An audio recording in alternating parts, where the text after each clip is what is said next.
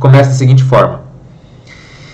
Minha EQM ocorreu em 11 de junho de 1991, em função de uma overdose de medicamentos, depois de sofrer bullying na escola. Claro, mantive isso em segredo da minha família. A parte que realmente se destacou para mim foi descer as escadas douradas para um lugar sagrado na floresta e ser saudada pelo que parecia ser alienígenas transparentes, brancos, de faces longas, ou quem sabe talvez fossem anjos. Eles estavam me ajudando a descer as escadas enquanto seguravam minha mão e me tratavam como uma princesa. Eles me levaram ao meu falecido avô materno.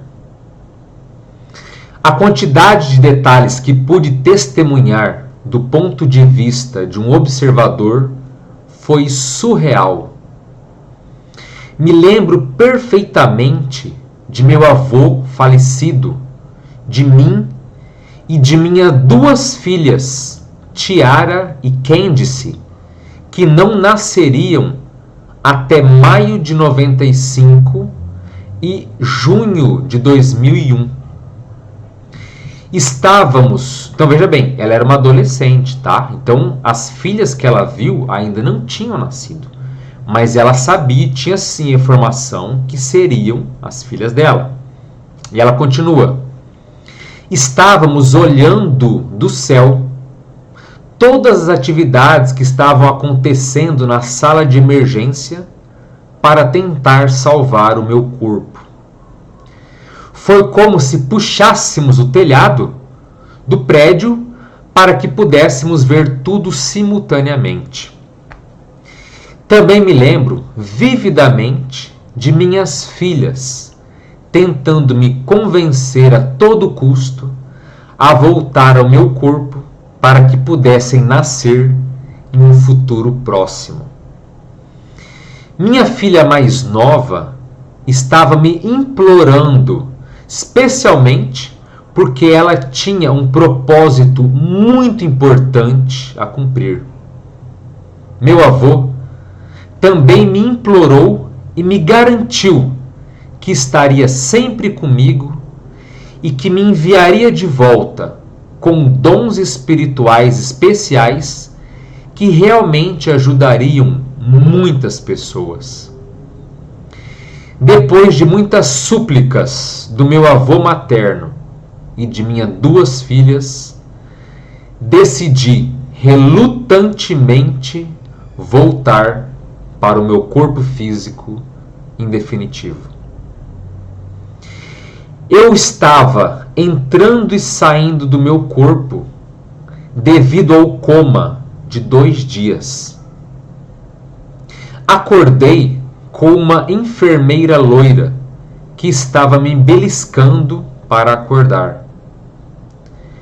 Nem preciso dizer que não gostei disso, então acordei.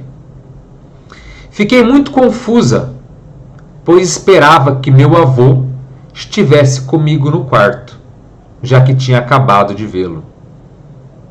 Mas minha mãe precisava ficar me lembrando de que ele estava morto. Ele morreu aos 61 anos de idade durante uma cirurgia em setembro de 87 de um aneurisma que estourou em seu estômago. Desde minha EQM, me tornei espiritualmente talentosa. Minha família ainda está maravilhada de como sou capaz de ler as pessoas com precisão e também por sentir a energia de alguém quando pensa em mim diretamente, não importa a distância ou a localização. Infelizmente, minhas filhas não se lembram de estar comigo antes de nascerem. E sim, elas são minhas únicas filhas. A única correlação que que pode ligá-los à minha EQM, ou experiência de quase morte, é a data de nascimento da minha filha mais nova, que foi exatamente 10 anos depois de minha EQM. Eu obtive uma cópia do meu hospital dizendo que a alta foi exatamente nessa data que eu pude confirmar. Então, é uma experiência mais rápida e alguns pontos aqui que eu gostaria de comentar. Primeiro, o encontro com o avô. Então, em alguns casos, o amparador ou o ser de luz, a pessoa, a consciência que nos ampara, que nos ajuda de outra dimensão, pode ser um familiar. Lembrando, pode ser. Está longe de ser uma regra. Longe de ser uma regra. Certo? Em geral, o amparador pode ser alguém muito afinizado a nós, de outras vidas. Pode ser de outra dimensão. Enfim, às vezes você nem compreende de onde é que vem tanta familiaridade, tanta intimidade com aquela consciência. Mas você sabe, durante a experiência, que não é, ou que não foi, nenhum ex-parente da vida atual. Mas no caso dela, ela relata que foi um avô. E realmente era uma consciência, pelo visto, um pouco mais amadurecida. Né? Porque ele disse, olha, você vai renascer, voltar para a vida humana, depois da EQM, com certos dons espirituais. Quer dizer, ele ia ajudar ela a ter esse parapsiquismo, essa sensitividade, essa paranormalidade, esse ponto extrasensorial, o nome que você quiser dar para esse evento. Então, esse parapsiquismo, ele ia ajudar até certo ponto ela ter. Então, ela conseguia sentir quando alguém pensava nela, né? Conseguia fazer aí algumas questões de ler as pessoas, poder interpretar a energia das pessoas. Então, um processo bem legal que esse, não vou dizer avô, porque não era mais avô dela, mas que esse amparador ajudou ela a desenvolver. Então, o parapsiquismo, essa sensitividade, ela, como a gente fala, ela pode ocorrer, ela pode ser expandida ou intensificada tanto após uma experiência de quase morte, quanto as experiências fora do corpo autoinduzidas, tá? Tudo isso pode acontecer. Então, no caso ali, foi bem interessante porque bateu bem com, até a gente estava comentando um pouco antes aqui do relato, do segundo relato, né? Então, bem interessante. E a questão também, que ela falou de saber ter essa informação de que ela teria 2 filhas. Então, olha só que interessante e que relevante também. Você, através da experiência fora do corpo, pode acessar as consciências que estão contigo e que podem até indicar, você pode encontrar essas consciências que vão ser seus filhos.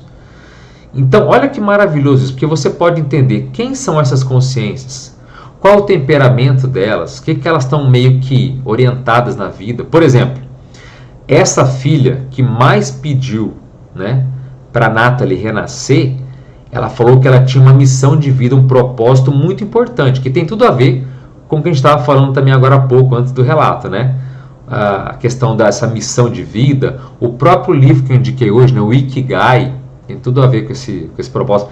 Quem chegou agora na live, vou colocar esse livro aqui, Ikigai, tá?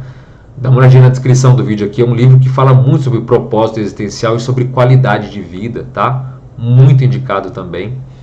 Então, assim, ela tinha um propósito muito sério. Se a Natalie, ela poderia até ter informações privilegiadas. Então, saber, peraí, essa filha vai atuar, por que é tão importante? Ela vai atuar na área humanas, nas exatas, ela vai ser escritora, o que ela vai fazer da vida dela? Então, imagina um pai que já tem uma orientação de saber quais as tendências do filho, qual é mais ou menos o propósito existencial, a missão de vida que ele tem. Então pensa, o pai ou a mãe, os pais vão ser muito mais lúcidos em ajudar essa consciência na vida futura que vai ter. Então por isso que a pessoa tendo lucidez, tendo maturidade, ela pode lidar com esses fenômenos, tem informações preciosas, informações seríssimas que vão ajudar tanto a própria vida, quanto a vida dos futuros filhos que vão vir por aí. Eu estou falando filhos, mas não se restringe só a isso, tá? Muitas vezes é o filho, né, o seu enteado, ou seu sobrinho, desculpa, que vai nascer pelo seu irmão. Pode ser alguém da tua família que está vindo e você tem informações privilegiadas, pode orientar a família, sabe? Então, renascer não significa só ser seus filhos.